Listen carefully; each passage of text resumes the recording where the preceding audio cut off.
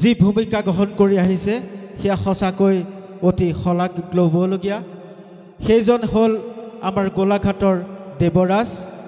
গতিকে দেৱৰাজ আজিৰ ভাওনা ভাগো তেওঁৰ প্ৰচাৰ আৰু প্ৰসাৰৰ বাবে ইতিমধ্যে ব্যস্ত হৈ পৰিছে।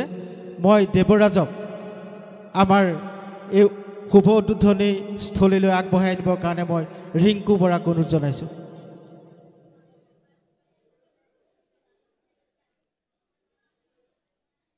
এয়া আমাৰ সকলোৰে মৰমৰ আৰু ভাতৃপ্ৰতিম দেৱৰাজ।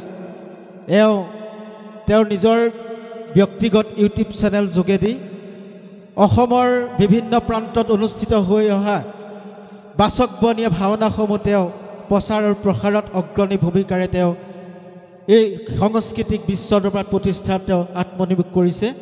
গতিকে আজি তেখেতক আমাৰ মাজত পাই আমি নিচেই ধন্য হৈছোঁ আৰু তেখেতকো আমি আপোনালোকৰ সন্মুখত চিনাকি কৰি দিব বিচাৰিছোঁ। আমি আপোনালোকে সকলোৱে জ্ঞাত, আজি প্ৰায় এটা পষেকৰ আগতে সমগ্ৰ অসমভাষিক সকলোকে হৃদয়ত বজ্ৰ আঘাত দি আমাৰ মাজৰ পৰা হেৰাই গৈছিল অসমীয়া জাতিৰ হিয়াৰ আমঠু, প্ৰতিজন অসমীয়াৰ জনতাৰ হৃদয়ৰ শিল্পী জুবিন গাৰ্গ। তেখেতকো আমি এই ভাওনাৰ স্থলীৰ পৰাই তেখেতৰ বিদেহ আত্মাৰ সৎগতিৰ বাবে আমি প্ৰাৰ্থনা জনাইছোঁ। তেখেতে মহাপ্ৰয়াণ ঘটিলেও তেখেতৰ যি সৃষ্টিৰাজি আৰু কৰ্মৰাজি সেয়া আমাৰ উঠি অহা প্ৰজন্মক আমাৰ মাজত সেই মহান আত্মাক সদায় জীয়াই ৰাখিব।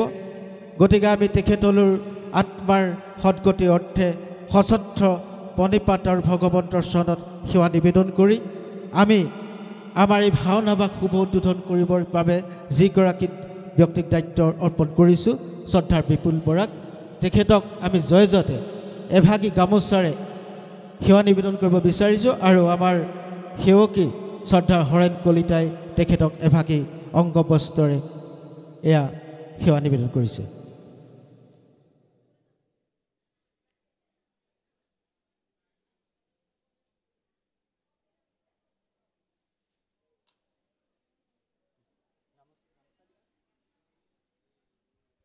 ইয়াৰ পাছতে আমি আপোনালোকৰ আগত অলপ সময় আগতে পৰিচয় কৰি দিছোঁ দেৱৰাজক মই অকণমান আগবাঢ়ি আহিবলৈ অনুৰোধ জনাইছোঁ। আৰু তেখেতক আমাৰ হৰেণ কলিতাৰ সহধৰ্মিনী আমাৰ বন্দনা কলিতাই এভাগী গামোচাৰে তেখেতক সেৱা নিবেদন কৰিছে। আও হৰি আও ৰাম কৃষ্ণ। আমি শ্ৰদ্ধাৰ বিপুল বৰা বাপজনাক আজি এই ভাওনা ভাগক আনুষ্ঠানিকভাৱে শুভ উদ্বোধন কৰিবৰ কাৰণে অনুৰোধ জনাই তেখেতক আমি মাইক্ৰফোনটো আগবঢ়াই দিছোঁ।